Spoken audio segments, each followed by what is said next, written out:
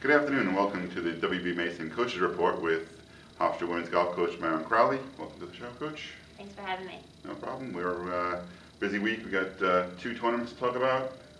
Start with beginning of last week, the Richmond Spider Invitational down in Virginia, the Independence Golf Club.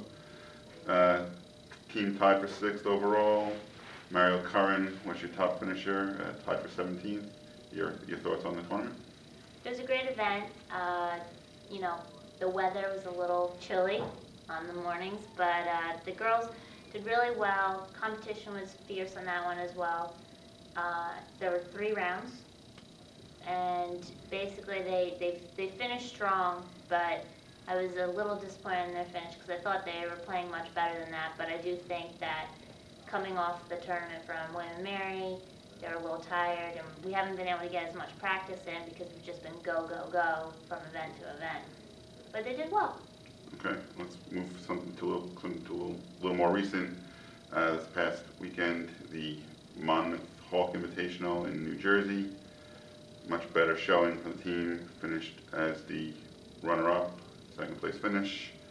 Individually, Jenna Masnick was the 2nd place finisher as well, her top finish of the year. Put 2 other golfers in the top 10. Lauren Petty tied for 6th, and Mario Curran finished 10th. What did you see out of your team this week? Well, Saturday's conditions were probably the worst that I've seen in a long time. Very cold, this mist that was going on, it was rain all day, girls were soaked through all their clothes, their clubs were soaked.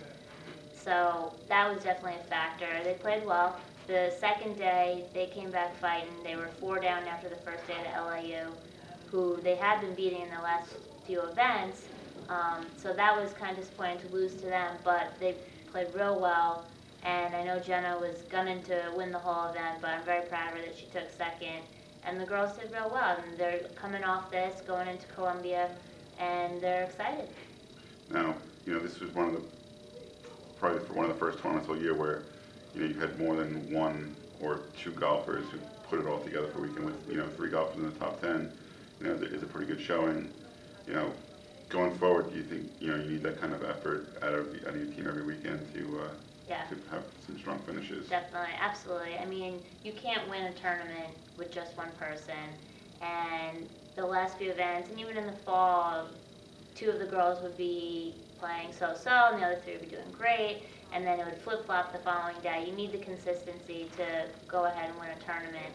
And, each girl knows what they need to work on.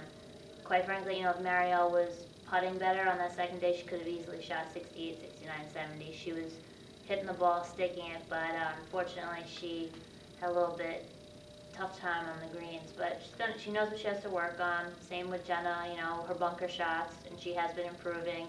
And I really think that this week is a good time for them to kind of regroup and head into Columbia, because they literally have not stopped in the last 3 weeks.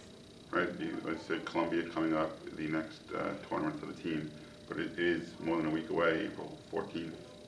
So what are your goals in practice for the team for the upcoming week? Well, with Easter, a lot of them are going home, which is good because they get to go home, work with some of their swing coaches there, just get some good practice in. They don't have the stress of schoolwork and things like that.